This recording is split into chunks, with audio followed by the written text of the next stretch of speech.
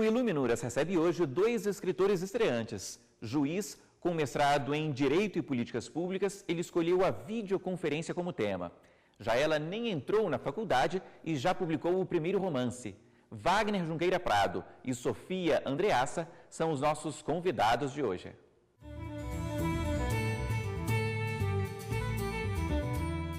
Nascida na cidade de São Paulo, moradora de Taubaté, admiradora de Clarice Lispector e agora escritora, Sofia Andreassa, de 18 anos, é a primeira convidada deste Iluminuras. Sofia, bem-vinda ao Iluminuras. Obrigada. Bom, 2016 é um ano de novidades para você. Vai ser o começo da faculdade, não é isso? Está ansiosa? Muito. E o que você espera? Eu espero sentir a paixão que eu acho que eu vou sentir no curso. Você gosta muito de ler? Gosto, desde muito pequenininha, sempre gostei muito de ler. Tem uma história até curiosa que eu sei que você lia no banho quando era bebê.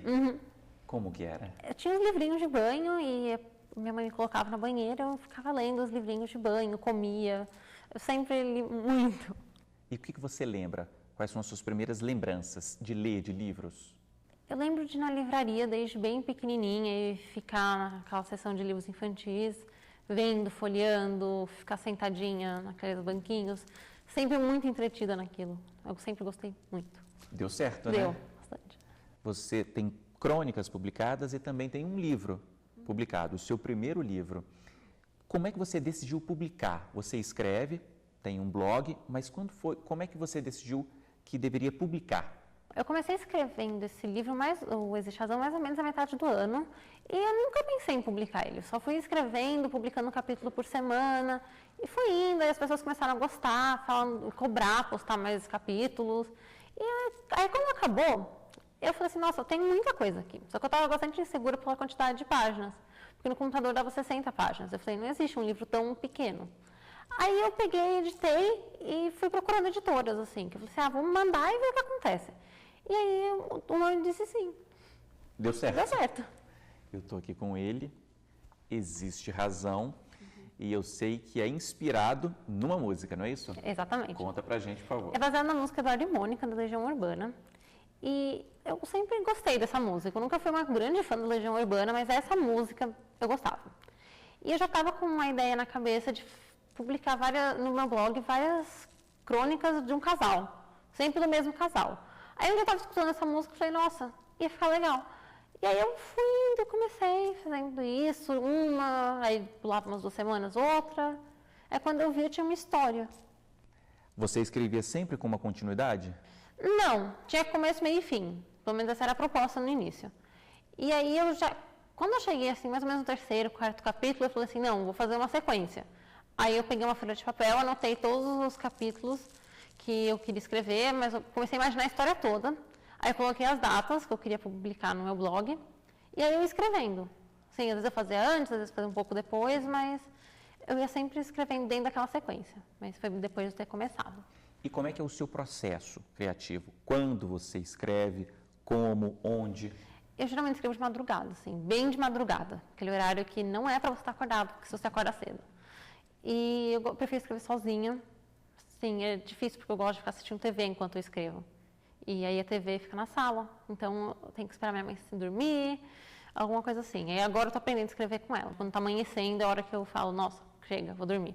Agora você escreveu durante o ensino médio ainda. E como é que você fazia com a aula?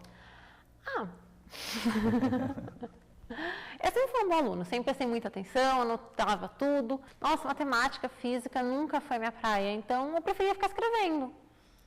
Bom, a gente está aqui com Existe Razão, já mostramos. Agora estou aqui com Marcas Eternas. Você tem 2 crônicas publicadas aqui. Elas são sobre o quê? São sobre amor. Uma é um casal que eles tiveram um rolo e eles não admitem que gostaram. Eles ficam... sabe quando você não fala o que você está pensando? Porque medo do que outra pessoa vai achar, como você vai ser correspondido. E aí eles não falam direito, eles gostaram muito, querem repetir, mas eles ficam muito inseguros. E o outro é sobre um casal que é uma moça, que está na estação de trem, pronta para partir, e o rapaz vai e fala, eu te amo. É essa a história. Por enquanto é sobre relacionamentos, tudo. Sim. É sobre amor? Sobre amor. Suas crônicas, seus textos são sempre sobre isso? assim, são bastante sobre relacionamento, sobre a maneira que as pessoas se relacionam, sobre essas coisas da vida que a gente às vezes não pensa muito, que a gente vai no embalo. Mas eu falo bastante de relacionamento, é um tema que eu gosto. E quais são os seus leitores? São seus amigos? São também pessoas do colégio ou não? Eu fiquei muito surpresa quando saiu o livro e muita gente que estudava comigo falou do livro, apareceu com o livro para eu assinar e eu não sabia que eles liam o que eu escrevia. Então, é muita gente próxima. É muito legal, porque as pessoas realmente cobram, elas falam o que elas acham. E são pessoas que eu convivo.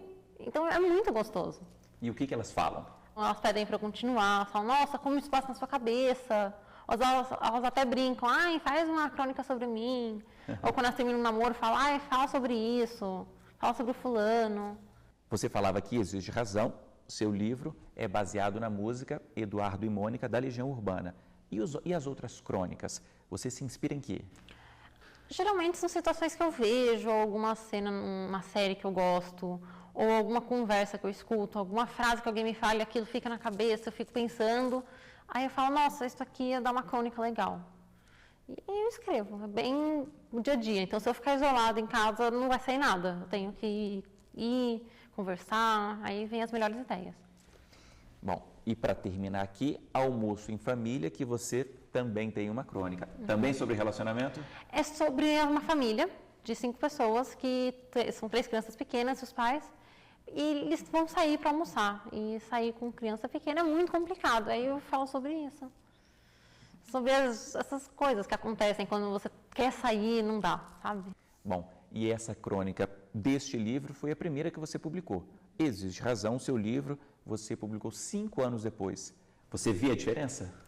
Eles são bem parecidos, a cabeça ainda é a mesma. Eu acho que quando eu vier publicar um outro, vai ser mais diferente. Mas agora, começando a faculdade, você acha que pode mudar? Pode, com certeza. Porque a escrita é muito da maturidade da pessoa, de como ela enxerga as coisas. E essa chegada à vida adulta, com 18, muda alguma coisa. E a faculdade vai mudar mais ainda, que é outro mundo, são outras pessoas. Então, acho que com certeza vai mudar bastante ainda. Você falava que lê desde sempre, desde pequenininha. Que livros, que autores? Você tem autores preferidos? Eu tenho. Eu leio uma autora americana chamada Maggie Cabot desde os 9 anos. E ainda até hoje, sempre que ela lança um livro novo, eu quero comprar, eu quero ler, porque eu sou completamente apaixonada por ela. E que outros autores você gosta? Eu gosto muito da Clarice Lispector, eu gosto muito dos contos dela. Eu sou apaixonada pelo Mágico de Oz. É um dos livros que eu já li em vários momentos da minha vida. E, nossa, eu adoro o Mágico de Oz. E quando você lê um livro como esse, por exemplo, você citou aqui a Clarice Lispector. Quando você lê um livro dela, você pega alguma coisa na hora de você escrever? Você se inspira nela também? Tem alguma técnica que você consegue absorver? Não conscientemente, mas quando eu acabei de ler A Hora da Estrela, eu fui começar a escrever uma outra história e eu vi que tinha muitas coisas parecidas. Depois, quando eu fui ler, eu falei, nossa, tá muito do jeitão, tá muito parecido. Você se formou no ensino médio no finalzinho de 2014. Ficou esse ano estudando e agora passou no vestibular. Como é que você trabalhava o seu tempo entre escrever os seus livros, escrever as suas crônicas, estudar? Como é que você dividia? Como é que você lia o que era prazer e o que era obrigação? Eu ia muito na minha cabeça. Num dia eu estudava, no outro dia eu lia, no outro dia eu não fazia nada, no outro dia eu escrevia. Então eu nunca tive uma organização certinha, nunca gostei. Me sentia muito presa, aí eu perdia totalmente o prazer em fazer isso. Agora com esse novo ano, 2016, que tem uma série de novidades aí para você, também tem livros novos, contos, crônicas novas? Eu estou sempre publicando material novo no meu blog, sempre. Mas pensando em publicar ainda nada. Você acha que pode mudar até lá? Talvez, não sei. O Marcas Eternas surgiu bem para o finalzinho do ano, não imaginava que isso ia acontecer. E aí quando saiu foi uma grande surpresa. Agora, para terminar, Sofia, você falou das 2 autoras que você mais gosta. Tem algum livro que seja o seu preferido? Ai, é complicado, acho que não, são muitos. Eu não consigo escolher um só. Porque cada vez que eu leio um livro novo, eu falo, nossa, esse é meu favorito. E sempre tem livros novos que são meus favoritos, mas não tem como escolher. Ok. É isso, Sofia. Muito obrigado pela sua presença, Obrigada sua participação aqui no Luminuras, trazer seus livros, seu primeiro livro solo, né, assim dizendo, suas crônicas também. Muito obrigado pela participação. Obrigada eu. Bom, esse foi só o primeiro trecho aqui do Iluminuras. Depois do intervalo, a conversa continua, dessa vez com o juiz Wagner Junqueira Prado. É um minutinho só, não saia daí.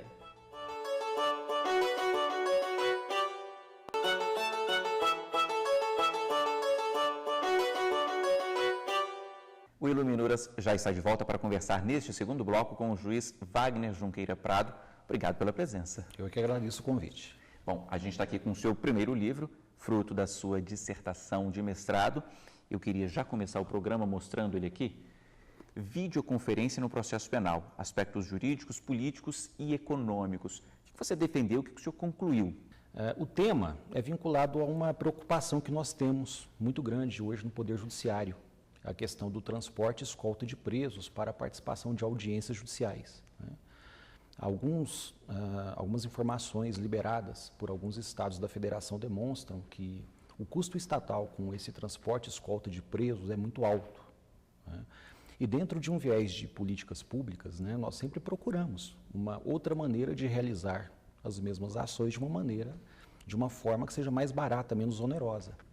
E a minha pesquisa tinha o objetivo justamente de descobrir se a videoconferência era ou não mais barata do que o uso do sistema convencional de transporte e escolta de presos para a realização das audiências dos processos, a que essas pessoas detidas respondem na justiça criminal. E o que o senhor concluiu?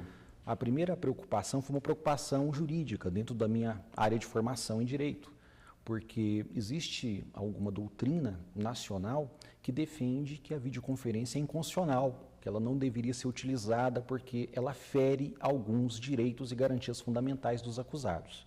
Então, eu primeiro teria que me debruçar sobre esse assunto para demonstrar se a videoconferência ela realmente fere algum direito ou garantia individual ou se ela poderia ser utilizada, se ela não fere nenhum direito constitucionalmente assegurado aos acusados. E não fere. Nesse primeiro momento, a conclusão a que eu cheguei é que não só a videoconferência não fere nenhum direito ou garantia fundamental, como ela reforça alguns princípios constitucionais, principalmente o direito do preso de ter contato direto com o juiz que irá julgar o seu processo. Hoje, muitas vezes, o preso que está detido numa outra comarca, o processo tramita numa comarca, ele está detido em outra, às vezes o processo tramita num estado da federação, ele está detido em outro, ele não tem contato direto com o juiz que irá julgá-lo.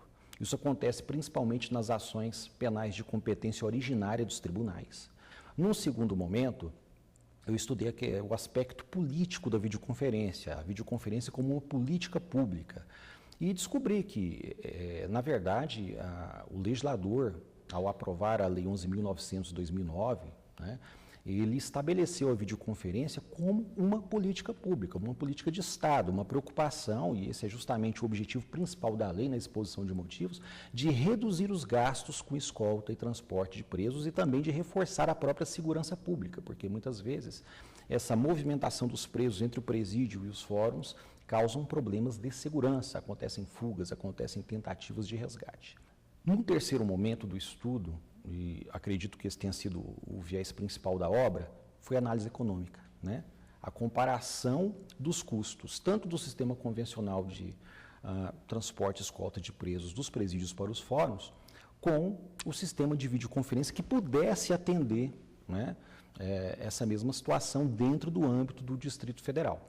Para isso, eu pesquisei os dados de 2009 e 2010, fornecidos tanto pelo meu tribunal, Tribunal de Justiça do Distrito Federal e Territórios, quanto pela Secretaria de Segurança Pública do Distrito Federal e pelo Ministério da Justiça, que me forneceu os dados sobre os presídios federais. Na época, nós tínhamos, aqui no Distrito Federal, um sistema de videoconferência implantado pelo Tribunal de Justiça que atendia quase 1/3 das varas criminais. Então, quase 1/3 dos juízes criminais poderiam ter contato direto com os acusados por videoconferência, sem necessidade de deslocamento desses presos para os fóruns. Por que isso não acontecia? Não acontecia porque não havia uma legislação que permitisse o uso da videoconferência no processo penal.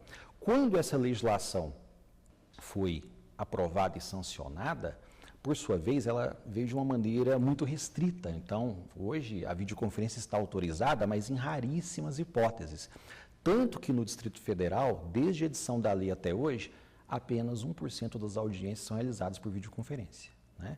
E no meu estudo, eu demonstro que se apenas 4,6% das audiências em todo o DF fossem realizadas por videoconferência, isso cobriria o custo anual do sistema em funcionamento hoje no Distrito Federal. E descobri mais.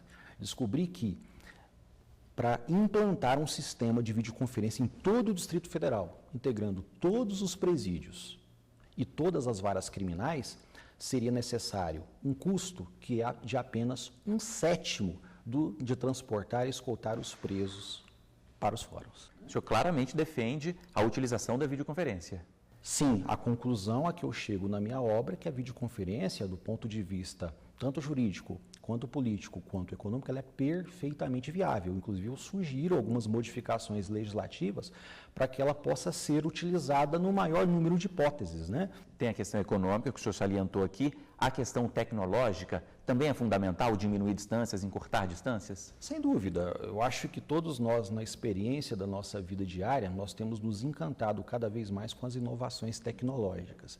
O que me espanta é porque eu não posso utilizar as inovações tecnológicas que eu uso em casa ou com a minha família ou para me comunicar com os meus amigos no meu trabalho, né? A legislação, infelizmente, ela não acompanha a evolução tecnológica, né? E no processo penal, isso é muito importante, porque nós não podemos realizar nada dentro de um processo em que uma pessoa pode ser condenada até uma pena de prisão, a perda da liberdade, sem autorização legal. Tem uma curiosidade. O senhor analisa no livro os aspectos jurídicos, políticos e econômicos. Os jurídicos, acho que tudo bem, né? É o seu dia a dia, é a experiência. E os políticos e econômicos? Foi um desafio mesmo. Pois é. A minha formação em Direito me permitiu fazer análise jurídica da questão. Os aspectos políticos, eu consegui uma base teórica dentro do curso de mestrado, né? O meu maior desafio, com certeza, foi calcular os custos dos dois sistemas, o de videoconferência e o sistema convencional de escolta e transporte de presos, porque eu não tinha, até então, nenhum conhecimento de análise econômica do direito. Então, tive que me aprofundar, né, nesse tema, ler algumas obras, procurar alguns autores, procurar orientação com outras pessoas que conheciam melhor a área, para eu montar uma metodologia que me permitisse calcular exatamente o custo de cada um dos sistemas, porque hoje o Estado brasileiro como um todo, ele não possui cálculo de custos de absolutamente nada, né? Então, muitas vezes, o Estado tem alguns dados, mas ele não consegue reunir e agrupar esses dados de uma maneira organizada e calcular quanto custa um sistema todo. E eu tinha que fazer isso, né? Então, a maior parte do livro, né, o que me deu mais trabalho, aquilo que eu tive que me debruçar na maior parte do tempo, foi justamente a questão da análise econômica do direito. Saindo agora desse tema, Wagner, eu sempre pergunto aqui no Iluminuras que livros, que autores os nossos convidados mais gostam, até para conhecer um pouco mais a pessoa. Você tem livros e autores preferidos? Eu tenho. Eu leciono direito penal. Então, dentro desse tema do direito penal que eu gosto de lecionar, eu gosto muito de um autor alemão, que é o Hans Welzel. Eu acredito que a obra dele dentro do direito penal seja muito organizada, muito lógica e provavelmente a mais coerente, né?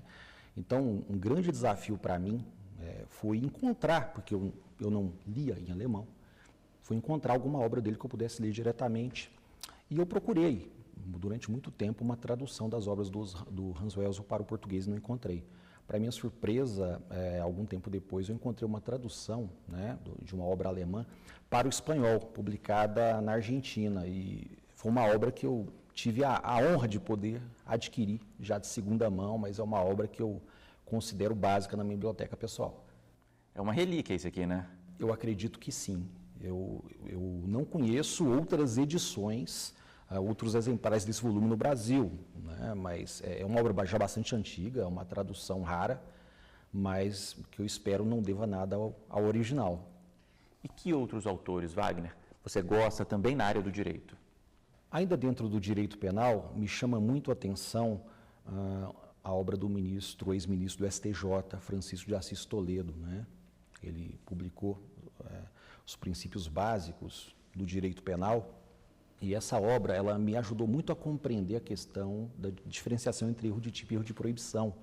Eu considero que é uma obra muito explicativa, mas infelizmente é uma obra que ainda é pouco conhecida, né? Apesar de ser, na minha opinião, uma das melhores obras de direito penal no Brasil. Fora da área técnica, Wagner, fora do direito, o que você gosta de ler? Eu sempre gostei muito de ler ficção científica, eu sempre gostei de ler quadrinhos, né? Eu sempre gostei de ler contos, poesia. Olha, eu gosto de ler praticamente tudo, né? Recentemente, eu tenho me encantado, até depois do mestrado, pela sociologia. Eu tenho lido muito a respeito de sociologia, porque me parece que ela fornece muitas explicações para a nossa realidade de hoje e para aquilo que acontece no mundo, né? É um assunto que tem me chamado bastante atenção. Agora cita para a gente exemplos, que autores você destaca? Eu tenho lido muito, ultimamente, o Zygmunt Bauman, né? Ele tem uma obra que tenta esclarecer o contexto atual, né, do nosso mundo a partir dos eventos da globalização econômica, né? E me chama muito a atenção porque ele consegue descrever com propriedade tanto as causas quanto os efeitos dessa globalização, né? Ele tem uma visão muito crítica a respeito dos nossos problemas sociais e é um assunto que ele trata com muita clareza. É um autor que me chama muita atenção. E tem algum brasileiro que também te desperte essa atenção? Em relação à sociologia, não. Mas eu leio muitos autores brasileiros, principalmente a respeito de poesia, né? Contos, né? Eu leio muitos autores brasileiros também. E você tem algum preferido? Olha, eu acredito que, por ser um goiano, né, a minha autora preferida é a Cora Coralina, goiana como eu. É um exemplo para todos nós do estado de Goiás e eu sempre gosto de ler as obras dela. E por quê? A história mais te chama dela... atenção? Pois é, a história dela é uma história muito diferente, porque ela foi uma pessoa que foi alfabetizada muito tarde e publicou seu primeiro livro aos 76 anos de idade. Então, esse é um fato que me chamou muita atenção, porque mostra para todos nós que nunca é tarde para realizar. Vou fazer uma pausa aqui, Wagner, para a gente lembrar um pouquinho então da vida e da obra de Cora Coralina. Nascida em 1889, Ana Lins dos Guimarães Peixoto Bretas, ou só Cora Coralina, foi poeta, contista e doceira. Sustentou a família produzindo doces, por sinal. Seu primeiro livro, Poemas dos Becos de Goiás e Histórias Mais, foi publicado apenas em 1965. Cora Coralina morreu em 1985, aos 95 anos de idade. Outro destaque, outro livro que você destaque aqui, Wagner? Eu sempre gostei muito de literatura. Principalmente na minha adolescência, minha juventude, eu li bastante, né? E alguns livros me chamaram muita atenção. Um livro que me abriu as portas para essa literatura, acredito que tenha sido A Ilha do Tesouro, do Robert Louis Stevenson. Esse livro tem uma história muito interessante na minha família, porque esse exemplar exatamente foi adquirido pelo meu pai há mais ou menos uns 35 anos. O meu pai leu esse livro. Eu li esse livro. E, por uma coincidência incrível, agora em 2016, o meu filho mais velho, Marcos, está completando 11 anos, irá ler o mesmo livro, que inclusive está na lista de material escolar. É mesmo? Da escola dele. E aí nós já temos aí um exemplar bem antigo, bem tradicional, para que ele possa já manusear, né? Então, é interessante, o mesmo exemplar lido por 3 gerações da mesma família. E ele já gosta de literatura? Ele adora literatura, para minha felicidade, né? Ele também aprendeu a ler muito cedo e ele gosta muito de ler. Lê muito quadrinhos, lê muito literatura infanto-juvenil, né? Para terminar, Wagner, você também é professor, já disse aqui ao longo da entrevista, seus alunos não deixam de ler qual livro? Pois é, eu, como leciono Direito Penal, eu sempre indico muito para os meus alunos, aqui no Brasil, essa obra do Assis Toledo. E do Direito Penal alemão, eu sempre indico a obra de Hans Welzel, né?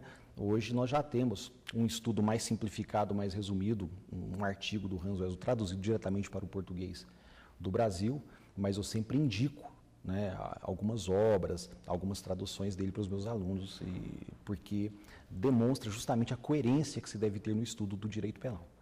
Ok. Wagner, é isso. Foi um prazer. Muito obrigado pela sua participação aqui com a gente. Foi uma honra poder ter participado e colaborado. Obrigado.